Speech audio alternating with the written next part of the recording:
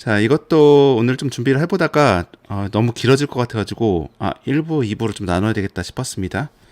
일단은 픽사를 좀 나와가지고 가장 먼저 만들어진 스튜디오라고 할 수 있는, 그래도 이제 작은 스튜디오들 말고 어느 정도 성과를 어치브먼트가 보였던 그런 스튜디오 중에서는 문밭이라는 스튜디오가 있습니다.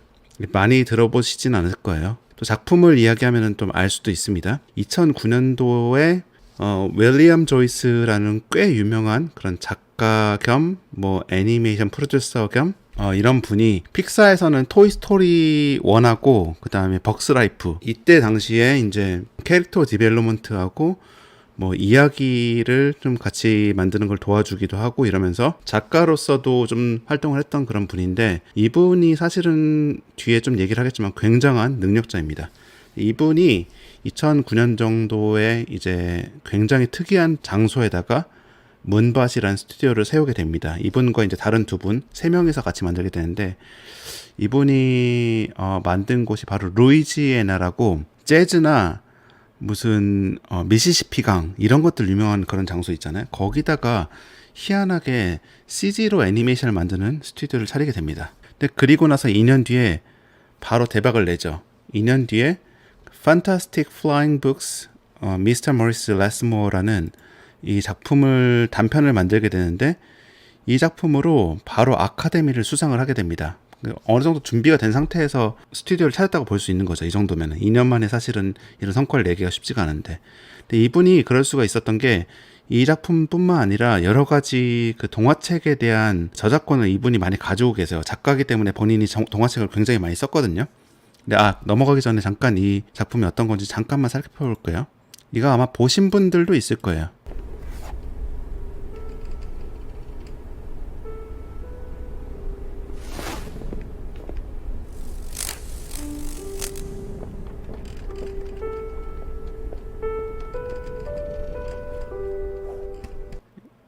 굉장히 동화책적인 그런 비주얼도 가지고 있고, 이게 유튜브에 올라온 거라 좀 저화질이긴 한데 굉장히 매력적으로 잘 만들었죠. 제가 알기로는 세트를 좀 스탑모션 세트와 좀 믹스해가지고 퀄리티가 떨어져 보이지 않도록 잘 만든 것 같아요. 오히려 풀 CG에 익숙하지 않은 스튜디오 같은 경우에는 완전 다 풀 CG로 만들려고 하면은 조금 픽사나 드림웍스, 소니 이런 데들보다는 아무래도 좀 퀄리티가 낮게 나올 수밖에 없는데, 그래도 신생 스튜디오가 이런 스탑모션과 좀 같이 믹스해가지고 만드는 방식으로 해가지고 굉장히 매력적인 그런 비주얼도 만들어냈고, 또 스토리 자체도 재미있어요. 재미있게 잘 만들었습니다. 그리고 이분이 사실은 스토리에는 어느 정도 일가견이 있는 분이기 때문에, 그래서 기사들도 이제 막 나왔죠. An example of a high quality computer animation can be produced in the United States out of the traditional animation centers. 이게 보통 트래디셔널 애니메이션 센터라고 부르는 곳들이 로스앤젤레스, LA죠. 헐리우드 있는 곳, 그리고 샌프란시스코, 픽사나 ILM 있는 곳, 그리고 뉴욕 같은 경우도, 뉴욕은 사실은 애니메이션 센터라고 보긴 힘들지만 그래도 블루스카이라는 곳이 있었고, 그 다음에 광고들은 꽤 유명한 곳들이 있거든요. 그래서 CG를 이용한 광고들을 만드는 것들도 있기 때문에 이 세 군데를 보통 미국에서 애니메이션 센터라고 많이 부르는데, 그렇지 않은 루이지애나라는 정말 특이한 지역, 여기다 보면은 루이지애나에서 유명한 것들 검색하면 이런 거 나오거든요. 미시시피강, 그리고 이제 뉴올리언스 스타일 이런 가재 요리하는 것들, 그리고 재즈 이런 것들이 유명한 곳인데, 여기에 떡하니 CG 애니메이션 스튜디오를 세운 겁니다. 그래서 정말 특이한 곳에 세웠지만 2년 만에 이렇게 아카데미를 타면서 갑자기 혜성처럼 떠오른 그런 스튜디오가 됐죠. 근데 이분이 어떻게 이렇게 좀 능력이 있었나 보면은 이 토이스토리로 필름 커리어를 시작을 했지만 그 이후에도 다른 스튜디오하고도 콜라보를 엄청 많이 했습니다. 이 영화도 아시는 분들은 아실 거예요. Rise of Guardians라고 드림웍스 작품인데, 저는 꽤 재밌게 본 작품입니다. 이 작품의 원작 동화도 이분이 쓰신 거고, 그 다음에 이제 블루스카이의 에픽이라는 이 작품도 원작 동화가 있는데 이것도 저분이 쓰신 거예요. 그래서 정말 저작권료만 해도 사실은 엄청 떵떵거리고 잘 먹고 사실 수 있는 굉장히 유명한 동화책 작가인데, 윌리엄 조이스라는 이분이 픽사와 일했던 그 기간 동안에 애니메이션에 대한 매력을 느껴가지고 다른 두 분하고 같이 만든 스튜디오가 바로 이 문바 스튜디오였던 겁니다. 그렇기 때문에 어느 정도 좀 투자나 이런 것도 좀 받을 수가 있었고 저력이 있었죠. 그리고 뿐만 아니라 인더스트리에 꽤 유명한 아티스트들과 교류도 좀 외딴 데 있었지만 있을 수 있었고요. 큰 스튜디오들은 보통 다른 한 스튜디오의 유명한 아티스트들도 간간히 초대해가지고 세미나 같은 거를 진행을 하기도 하거든요. 2016년 포스트만 봐도 랄프라고, 이분이 이제 픽사의 굉장히 유명한 프로덕션 디자이너인데 인사이드 아웃 같은 거나 아니면 몬스터스 잉크 옛날 거 첫 번째 거나 인크레더블스 막 이런 거 할 때도 이분이 프로덕션 디자인을 했어요. 되게 유명한 프로덕션 디자이너인데 이분을 초대해서 자기 스튜디오에서 이제 막 세미나도 진행을 하고 이럴 정도로 나름 이전 동료들과도 잘 그 관계를 이어가면서 운영을 했기 때문에 또 어떤 부분에서는 너무 외떨어져 있는 곳에 있지만 그래도 인더스트리와 너무 멀지는 않게 그렇게 지내는 걸 잘 운영을 했던 것 같습니다. 근데 이제 아쉽게도 이 랄프라는 프로덕션 디자이너는 56세의 나이로 작년에 돌아가셨어요. 그래서 요번에 엘리멘탈을 끝까지 보시면은 저 끝부분에 이분을 추모하는 그런 한 구절도 좀 들어가 있습니다. 만약에 크레딧을 끝까지 보실 분들은 이분에 대한 추모가 들어가 있는 그 글귀도 한번 보시면 좋을 것 같아요. 이렇게 해가지고 잘 운영이 되나 싶었죠. 그런데 얼마 지나지 않아서 저게 이제 아카데미를 탄 지는 2012년 정도였지만 그 이후에 한 4년 정도 후에 갑자기 이제 이 스튜디오도 한 70명 정도 레이오프 사람들 내보내기 시작하고 이래저래 어수선해지기 시작합니다. 근데 이제 문제가 여기가 이제 좀 동화책 스타일을 베이스로 시작을 하다 보니까 동화책 스타일 작품들만 사실은 좀 나와가지고 좀 너무 착한 작품들? 약간 사실 매운맛도 있고 해야지 사람들이 많이 찾아보잖아요. 근데 너무 착한 작품들만 나오는데 그렇다고 해서 또 완전 아동용으로 가면은 좀 이거보단 저렴하게 만들 수 있는데 퀄리티나 이런 것들은 포기를 못하는 거죠. 그래서 그 이후에는 그렇다 할 성공작은 그렇게 나오지 못합니다. 그렇지 않더라도 뭐 저 CEO나 이런 분들은 잘 먹고 살겠지만 근데 어쨌든 그런 상황에서 갑자기 이 스튜디오에 어떤 딜이 들어옵니다. 매직립이라고 좀 들어보신 분들도 있을 건데 매직립은 AR 그 글래스 그걸로 유명한 회사예요. 나름 2010년도부터 시작한 회사인데 이 매직립이 그 AR 글래스를 굉장히 빨리 시작해가지고 여기는 무려 2.3 빌리언인가? 하나로 따지면 한 2조 한 7, 8천억 원가량 가까운 그런 투자를 받아냅니다. 뭐 구글, 뭐 페이스북 이런 굉장히 큰 회사들한테 엄청나게 많은 투자를 받아내가지고 일약 스타덤에 오른 그런 컴퍼니가 됐고 테크 회사죠. 그러다 보니까 AR에 들어갈 컨텐츠 같은 것들이 많이 필요할 거 아니에요. 그래서 여기가 이제 이곳저곳을 막 쑤시고 다닙니다. 그래가지고 그 중에 하나가 이 문밭 스튜디오였던 거고 이 문밭을 전체를 다 사버릴 것인지 말 것인지 막 이런 이야기가 돌면서 스튜디오 내부도 좀 뒤숭숭해지고 안 그래도 이제 약간 뭔가 4, 5년 정도 별로 히트작도 없으면서 스튜디오 방향성에 대해서 좀 고민을 하던 시기였는데 그 상황에서 이런 큰 딜이 들어오니까 이거 잘 하면은 굉장히 크게 팔고 엑시트할 수 있는 그런 상황이잖아요. 그래서 고민이 됐겠죠. 그러면서 이제 몸집을 좀 줄이기 위한 움직임이지 않았을까 싶은데 원래 보통 이렇게 좀 합병을 하거나 할 때는 인력을 좀 줄여내주면은 우리가 얼마에 사주겠다 이런 딜이 들어올 때도 있거든요. 그런 움직임이지 않을까 하는 그냥 이건 추측을 하는 건데 어쨌든 그 근방에 한 70명 정도를 내보냈고 근데 결국에는 매직립이 이 스튜디오를 안 삽니다. 다음에 이제 인사이더라는 그 매거진을 통해서 나온 건데 그런데 좀 얍삽하게 약간 hire away about a dozen animators from Moonbot 한 10명에서 20명 사이 문벗 애니메이터를 빼왔다는 거죠. 근데 이런 일을 사실은 좀 많이 했거든요. 이 근처에 있는 ILM에서도 사실은 좋은 조건을 매직립에서 제시를 해가지고 ILM을 관두고 갔었는데 매직립이 뭐하는 회사인지 먼저 잠깐 살펴봐야 되겠네요. 모르시는 분도 있을 수 있으니까. 제일 유명한 거는 데모 영상, 고래 나오는 거. 너네가 AR 쓰면 이렇게 보일 거다. 이걸 해가지고 이 데모 영상이 2012년인가 13년인가에 나왔거든요. 근데 저거를 보고 혹한 그 투자자들이 많았던 거예요. 그 중에서 구글이나 막 이런 큰 회사들이 속해 있다 보니까 그 사람들 따라가지고 구글이 투자했는데 설마 이상한 데겠어 싶어가지고 따라서 들어간 그런 스튜디오도 많을 거고 한데 어쨌든 그 과정을 통해 가지고 무려 2.3 빌리언 있죠. 이 정도까지 투자를 받은 회사입니다. 근데 2018년에 첫 번째 매직립이 런칭 됐는데 결국 6,000개밖에 못 팔았어요. 이거 2.3 빌리언 2조 막 5천억, 6천억 받아놓고선 6,000개 팔면은 완전 쫄딱 망한 거거든요. 그래가지고 그때 당시에 이제 막판에 2016년, 17년에 막 ILM에서도 많이 넘어가고 이랬었는데 그 이후에 얼마 한 1년 정도밖에 못 다니고 회사 디파트먼트 전체가 다 없어져 버리고 이래가지고 정말 낙동강 오리알 신세가 됐던 분들도 꽤 있었거든요. 그래서 그때 약간 매직립이 한창 이 뭐 헐리우드나 아니면 테크 업계에서도 욕을 엄청 먹던 시기인데 지금도 여전히 근데 하고 있습니다. 매직립 2가 이제 곧 나온다고 하고 있어요. 약간 이런 문제를 일으켰던 그런 스튜디오인데 이게 이 여파가 사실 문바 스튜디오한테도 영향을 미쳤고 이때 70명을 잘라내기도 했고 한 10명에서 20명 사이 애니메이터를 매직립이 빼가기도 하면서 결국에는 얼마 못 가가지고 2017년 정도에는 문을 닫게 됩니다. 가능성이 있었는 스튜디오였는데 되게 아쉽게 됐죠. 그래가지고 지금 현재는 예전 그 문바 스튜디오 홈페이지를 들어가면 이렇게 계정이 없어졌다고 나오게 됩니다. 자, 두 번째 스튜디오 엑스 픽사리안이 만든 두 번째 스튜디오, 픽사 퇴사 후 만든 스튜디오. 이것도 굉장히 유명한 스튜디오죠.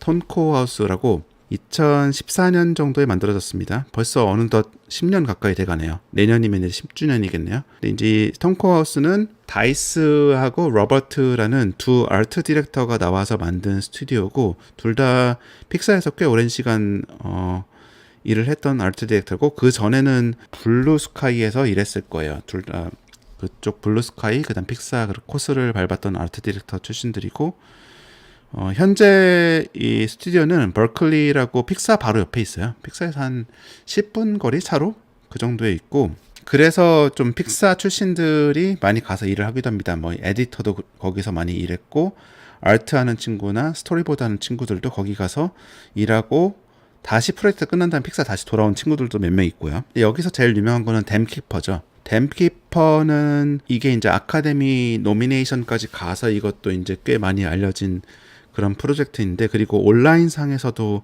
꽤 많은 팬들을 가지고 있고요. 그리고 이거를 가지고 뭐 전시나 아니면은 아트북도 내 가지고 나름 그 이후에 만들어낼 수 있는 후속적인 수익 활동도 꽤 열심히 했던 작품이고요. 근데 많은 분들이 이게 이제 톰커스가 만들어진 다음에 만든 작품이라고 생각하는데 이거는 픽사에 있을 때 픽사 코옵 프로젝트 중에 하나입니다. 픽사 코옵 프로젝트가 뭐냐면은 픽사에서 개인 시간에 픽사의 그런 장비들을 이용해 가지고 자기 작품을 할 수 있도록 좀 지원을 해주는 그런 프로젝트입니다. 이거는 그래서 픽사의 워킹 아워 때 만들면 안 되고 이제 뭐 주말이라든지 아니면은 업무가 끝나고 저녁에 만든다든지 이렇게 하면서 대신 픽사의 컴퓨터나 그리고 마지막에 한 2만 불에서 2만 5천 불 정도쯤 지원을 해주면은 그걸 가지고 사운드 믹싱이나 뭐 이런 것들을 할 수 있도록 정식 픽사 작품은 아니지만 좀 지원을 받는 그런 프로젝트라고 할 수 있습니다. 그래서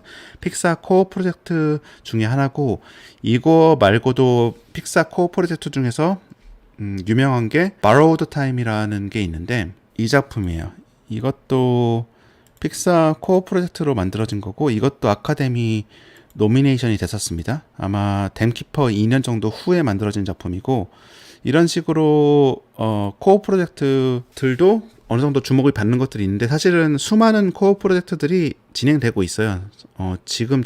저는 지금 인사이드 아웃 2를 하고 있는데 정식적으로는 근데 코어 프로젝트 중에 하나는 제가 이제 좀 얼리 스테이지의 디렉터 프로듀서 도와주고 있는 것들이 하나 있어가지고 이제 그거는 DP로 좀 도와주고 있는 것들이 있어서 어느 정도 항상 걸치면서 가고 있는 프로젝트라고 할 수 있습니다. 그리고 코어 프로젝트 중에서 한 제가 봤을 때 7, 80%는 또 완성이 안 돼요. 아무래도 업무를 하다가 짬이 날 때 하다 보니까 디렉터 프로듀서나 이런 사람들이 엄청나게 많은 그런 열정과 이건 무조건 끝낸다라는 그런 불굴의 의지가 있지 않으면은 찾기가 쉽지가 않은 프로젝트이기도 합니다. 어쨌든 댄키퍼는 굉장한 의지를 가지고 만들었죠. 심지어 다이스 로버트의 고유의 이 붓터치를 이용한 단편을 만들기 위해서 이렇게 프레임 바이 프레임 페인팅을 할 수 있는 아티스트들을 많이 하이어했어야 되는데, 여름방학에 그 일본에 있는 아트 쪽에서 공부하고 있는 학생들을 초대해가지고 거의 인턴십처럼 데려다가 이렇게 픽사 이제 밖에다가 오피스를 구하기도 했어요. 이거 얘네들을 데려다가 일을 시키기 위해서. 물론 그 친구들도 이제 다이스 로버트 같은 유명한 아티스트와 같이 일할 수 있는 좋은 기회이기도 했죠. 그래서 그 친구들과 한 2달 정도 이제 데려다가 같이 이렇게 프로젝트를 할 정도로 굉장히 열정적으로 사실은 디렉터가 주도를 했던 그런 작품이라고 할 수 있습니다. 그렇게 해가지고 이 작품이 굉장히 주목을 받고, 그 이후에 이제 톰 코하우스에서 만들어진 작품들은 이런 것들이 있죠. 또 댐키퍼 IP를 이용해서 만든 게 훌루에 들어간 이 시리즈 댐키퍼 포엠이라는 작품, 이것도 있고, 이거는 이제 다이스 로버트가 디렉팅한 건 아니고 에릭 오라고 되게 저와 친한 친구가 있는데 그 친구가 이건 디렉팅한 거고, 그거 말고도 아까 말씀드렸던 것처럼 뭐 전시나 아니면 그래픽 노블도 냈었고, 그 밖에도 좀 짧은, 약간 이건 뭐 한국어로 따지면 라바 뭐 이런 스타일이겠죠. 좀 짧은 에피소드가 있는 그런 시리즈물이나 몸이라고 이것도 단편 하나 더 만들었었고, 큰 건 이거죠. 온이라고 넷플릭스에 꽤 길게 롱폼으로 거의 영화 한두 편? 한 2편 정도 길이, 다 합치면 2편 정도 길이 나오는 그 정도 시리즈물로 온이라는 작품 만들었는데, 이것도 한번 찾아보세요. 이거 꽤 잘 만들었습니다. 이것도 이제 2022년 가을 정도에 릴리즈를 했습니다. 톰 코하우스는 그래도 인스타를 꽤 열심히 하는 편이라서 인스타 같은 데 들어가서 보면은 본인들이 만들고 있는 이런 프로젝트들의 이제 그 비하인드 씬 같은 것도 자세히 공유하니까 이 스튜디오를 팔로우 하시면 아마 어떻게 이제 제작되고 있는지 이런 것들을 좀 볼 수 있을 겁니다. 근데 이렇게 들어보면은 톰 코하우스는 굉장히 승승장구한 것 같지만 밖에 나가면 다 지옥이라고 하잖아요. 쉽지가 않습니다. 이렇게 유명하고 뭐 잘 알려진 프로젝트를 디렉팅했던 친구들도 사실은 이제 이 친구들의 가장 큰 꿈은 댐키퍼를 극장용으로 만든 거였습니다. 그래서 극장용으로 만들기 위해서 여러 스튜디오들을 피칭을 하고 다녔죠. 그리고 나서 이제 피칭을 받아들여 준 곳이 바로 팍스였습니다. 팍스 정도면 훌륭하죠. 나름 헐리우드에서도 5대 그런 디스트리뷰터 겸 스튜디오고, 굉장히 큰 규모로 영화를 많이 만들어 왔었기 때문에 여기서 이제 투자를 하기로 해가지고 했었는데, 안타깝게도 이제 디즈니가 팍스를 사버렸잖아요. 그 과정에서 블루스카이도 날아갔지만 정말 수많은 작은 프로젝트들이 많이 쳐내졌어요. 이 프로젝트는 돈을 못 벌 것 같아, 이런 것들 많이 쳐내졌는데, 그 중에 하나가 바로 이 어콰이어 과정 중에서 날아간 것이 댐키퍼 극장판이었습니다. 그래서 이것도 2019년에 날아갔고, 그 밖에도 뭐 이제 크리스 사사키라고 디즈니에서 꽤 잘 만들어진 단편을 만들었던 그 감독이 기획을 하고 있었던 이 프로젝트도 잘 안 되고, 아까 말했던 에릭 오라는 친구가 거기서 또 기획을 하고 있었던 이 리오라는 이 프로젝트도 잘 안 되고, 이게 사실은 투자가 이 작은 스튜디오들이 계속 투자를 받는 게 쉽지가 않잖아요. 왜냐면은 그 전 작품들이 얼만큼 또 돈을 벌었느냐, 이거를 투자자들은 보기 때문에 아무래도 좀 RC한, 좀 아티스틱한 그런 프로젝트를 계속하는 곳들은 투자를 받기가 쉽지가 않아가지고, 크리스 사사키 같은 경우는 결국에는 픽사로 다시 와가지고, 이 친구도 픽사에 잠깐 있었거든요. 근데 픽사로 다시 와가지고 제가 그 Win or Lose 야구 게임 나오는 거, 소프트볼 게임 나오는 그거 할 때 원 에피소드 디렉터를 할 때 같이 일을 했었고, 지금 또 뭐 자기 본인 작품 기획을 하고 있는 그런 상태입니다. 에릭 같은 경우도 이제 밖에서 이제 좀 기회를 계속 찾고 있는 그런 케이스겠죠. 여러 가지 작품 활동을 하면서. 그래서 이게 참 이렇게 잘 나가는 아티스트들끼리 뭉쳐가지고 스튜디오를 만든다고 해도 처음에 잘 나가는 것 같지만 이후에 정말 꾸준히 프로젝트에 대해서 투자받고 이런 게 되게 쉽지가 않습니다. 자, 오늘의 마지막 소개해줄 그런 스튜디오는 쿠쿠 스튜디오라고, 여기는 조금 더 심플해요. 더 최근이죠. 이 스튜디오 말고도 제가 생각한 스튜디오가 한 3개 정도 더 있는데, 그거는 이제 2부로 다시 나눠가지고 다음에 진행을 하도록 할게요.